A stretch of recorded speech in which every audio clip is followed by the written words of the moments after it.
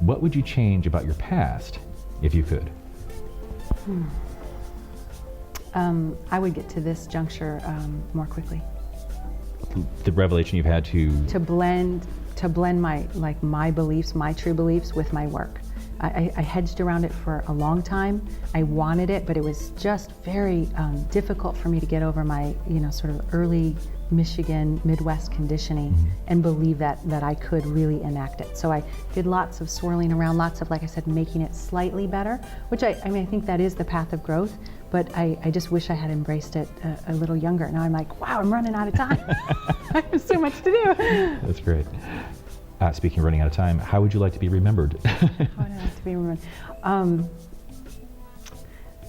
Well, I really enjoy it when people tell me, I remember something you said to me one day.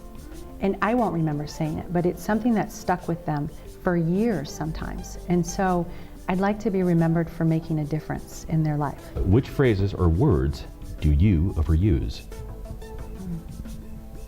I am awesome. That's probably... that's mine. Yeah. Maybe I overuse this idea that marketing is so scary, right? That maybe I focus on that a lot because I really see it often. I'm like, and I want people to be really realistic about the journey. I have no idea. Sweet. Sweet. Works for me, right? What have we lost as a culture through current technology? What have we lost as a culture? Well, that's interesting. I'm needing right now to embrace my own business's social media platform.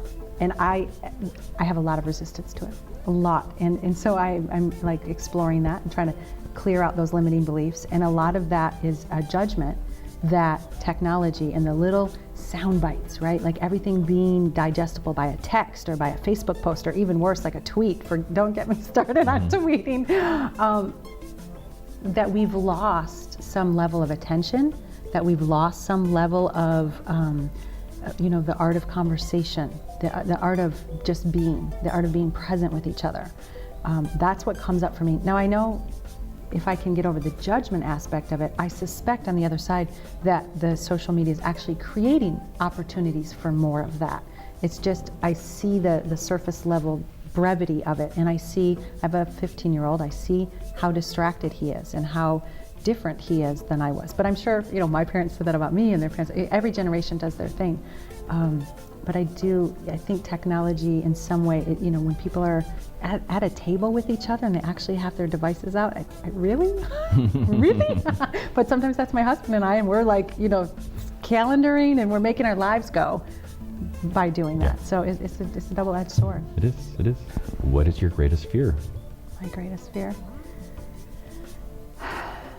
I guess that I won't do this in a big enough way, right? That I'll have all these ideas and I'll see the possibility, but that I'll melt down, or it'll get too hard, or I'll get too tired and I'll walk away, sort of right before that big thing that could happen.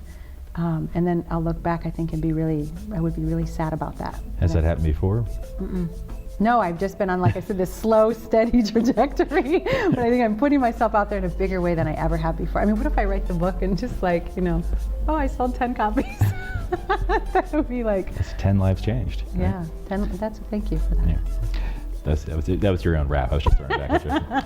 Okay, and the last question is, what song do you want played at your funeral? Oh gosh, I don't have an answer for that. That's okay. No one does. You shouldn't. Yeah, I'm really into French music right now. I'm starting a new event called the Marketing Salon. I'm really intrigued by like that era when it was sort of like the salons and the intellectual conversation and music and art. And so I would be happy with like a Moulin Rouge sort of, thing going on. Very cool.